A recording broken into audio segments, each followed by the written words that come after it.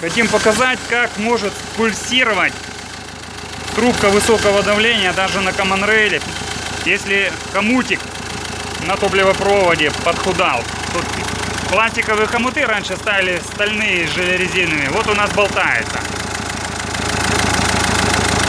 Видите? И в разном положении вот у нас пульсирует. Что мы делаем? Выше его поднимаем. Оп. Тишина. Как только он начинает у нас болтаться, трубки не держит.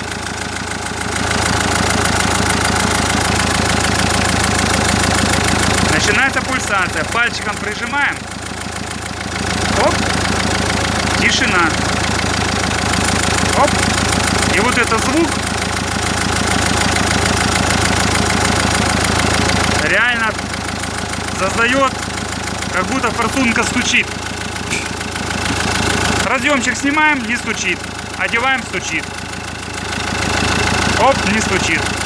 Можем сделать такой экспериментик. Снимаем разъемчик форсуночки. Оп, стука нет.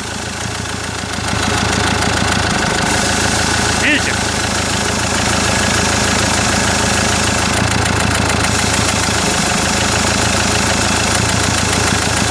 Степаныч, а ну прижми руками здесь.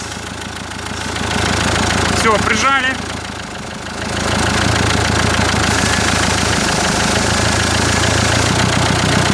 Все.